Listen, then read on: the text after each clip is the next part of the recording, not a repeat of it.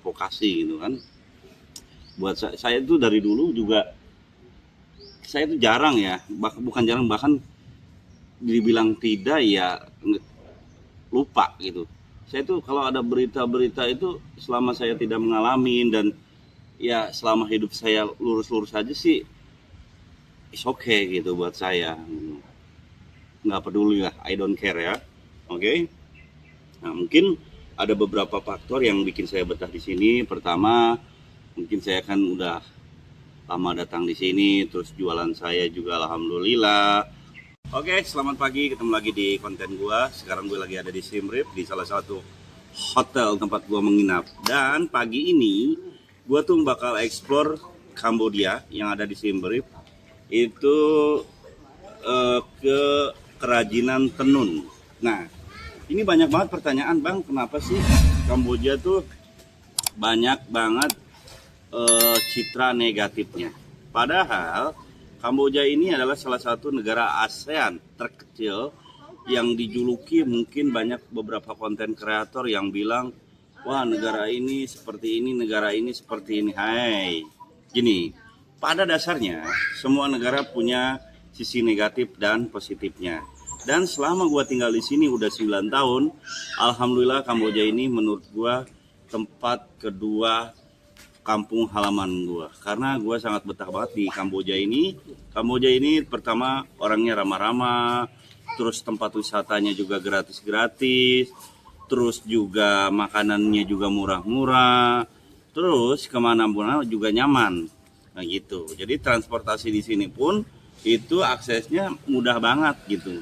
Nah, kenapa gue lebih suka tinggal di Kamboja? Karena kulturnya itu masuk banget dengan karakter pribadi gue, dan gue sangat cocok dengan negara Kamboja ini gitu. Jadi kalau yang belum tahu Kamboja yang sesungguhnya itu udah pasti citranya negatif terus gitu. Tapi kalian silahkan kunjungi aja ke sini, datang, dan kalian buktikan. Banyak beberapa konten kreator yang tidak mendukung atau yang menjelekkan negara ini, tapi ada beberapa yang memang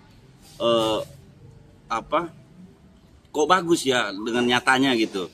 Nah, pada nyatanya tuh negara Kamboja itu ya nyaman banget gitu. Nah, makanya kenapa kalian para penonton atau para konten kreator banyak yang bikin wah negatif setiap negara gitu kan. Kadang-kadang miris saya secara pribadi yang tinggal di Kamboja ini, yang sudah membuktikan itu. Kadang-kadang suka sedih.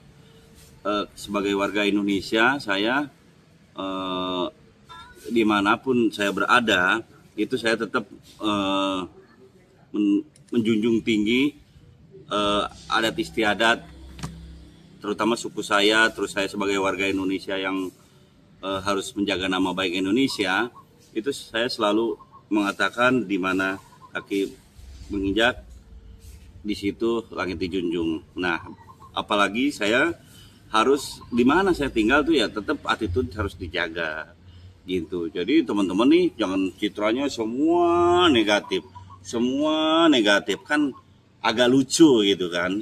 Nah, itu salah satu yang gue banyak di media sosial yang banyak beredar di Kamboja ini atau di media sosial. Stop dulu.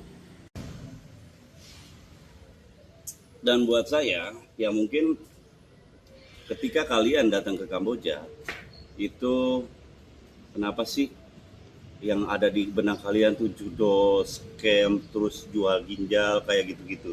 Jadi gini ya, memang banyak beberapa informasi yang mengatakan ada informasi kayak gitu. Itu tuh Kamboja ini luas, negara luas, dan ada beberapa pelosok atau perbatasan. Itu semua tuh kalian buktikan aja dengan nyatanya, jangan katanya gitu. Dan selama saya tinggal di sini, alhamdulillah citra positifnya tuh banyak banget. Kalian kunjungi aja beberapa wisata, atau kalian langsung aja ke lihat konten-konten saya, atau kalian bisa langsung ke perkampungan yang ada di Kamboja begitu guys ya. Jadi apa sih kok keindahan di Kamboja ini gitu? Kamboja ini keindahannya yang gua bilang itu tadi, hampir setiap yang saya kunjungi wisata di sini itu gratis ya, kebanyakan gratis. Dan terus kalau kita parkir di mana-mana itu aman gitu. Di sini kita ini selain bisa belajar dengan bahasa Khmer, terus juga kita bakal mempelajari sejarah-sejarah Angkor Wat, terus Kampo, terus Mundur Kiri, dan di belakang saya ini ada beberapa miniatur tempel dan gajah ini tuh ada makna dari negara tersebut gitu. Satu catatan, kalau kalian ingin mengejar suatu negara, saya bukan mengkritik atau bukan membela suatu negara yang saya tinggal, tapi saya banyak orang yang bertanya sama saya, apa keindahan Kamboja ini kan gitu, apa keuntungan gini, segala agen lah seperti itu. Saya tuh sudah tidak menanggapi hal-hal seperti itu, karena buat saya buang-buang waktu, dan memang saya selama tinggal di sini menurut saya nyaman sekali.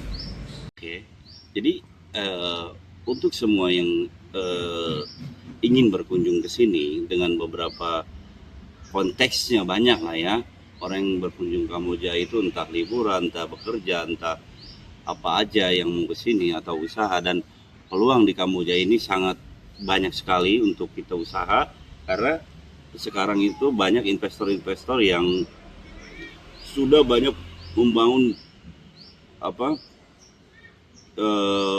perhotelan di sini atau usaha-usaha lain, mikro kecil dan mikro besar di sini tuh sudah banyak gitu. Makanya kalian coba banyak-banyak belajar, banyak-banyak membaca tentang suatu negara. Kalian harus memahami konteksnya dulu gitu.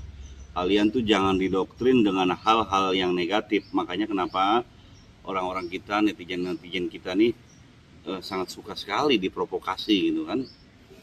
Buat saya tuh dari dulu juga, saya tuh jarang ya, bukan jarang, bahkan dibilang tidak ya lupa gitu. Saya tuh kalau ada berita-berita itu, selama saya tidak mengalami dan ya selama hidup saya lurus-lurus aja sih, it's okay gitu buat saya. Nggak peduli lah, I don't care ya. Oke. Nah, mungkin ada beberapa faktor yang bikin saya betah di sini. Pertama, mungkin saya kan udah lama datang di sini, terus jualan saya juga alhamdulillah. Terus di sini ya itu tadi, orang-orangnya juga welcome banget, ramah banget, dan makanan tradisional, tempat wisata yang saya bilang tadi. Terus kemana-mana aksesnya tuh mudah gitu. Jadi kalau banyak beberapa konten saya tuh naik bis tuh kemana-mana juga mudah banget, dengan PO ini, terus makan di sini gitu. Coba kalian kalau makan di mana-mana tuh pasti suka risih ya, banyak pengamen lah kayak gitu. Atau kalian di tempat lain nih, kayaknya mau parkir mobil tuh di tempat wisata, berpikir ongkosnya berapa, pasti itu seperti itu.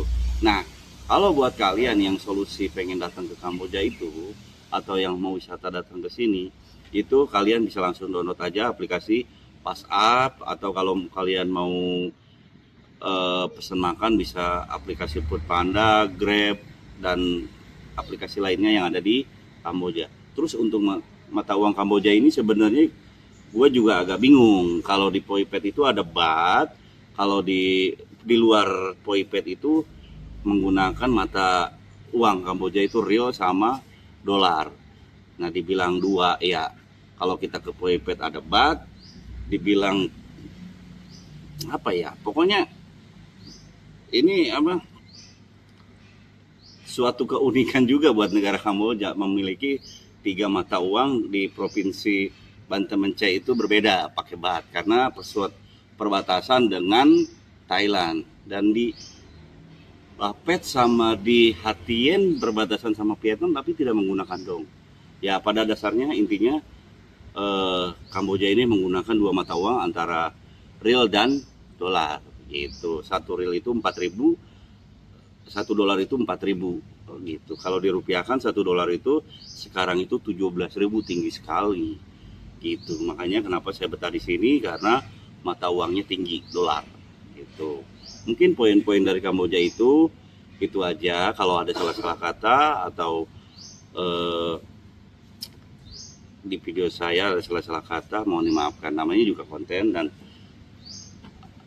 saya memberikan edukasi ini biar masyarakat tahu Kamboja itu seperti apa, ya. Kalau video ini bermanfaat, silakan subscribe atau like, komen, share, dan kalau nggak bermanfaat, nggak apa-apa. Mungkin pengetahuan saya selama tinggal di Kamboja, mungkin itu aja. Nanti kalau ada hal-hal yang lebih berpositif lagi, ada hal-hal yang baik lagi tentang Kamboja, saya akan share di media sosial saya. Kalian silakan aja follow akun TikTok saya ya. Itu. Sampai ketemu di konten berikutnya. Jangan lupa jaga kesehatan, jangan lupa selalu berdoa di mana kalian berada. Salam anak rantau, Kamboja.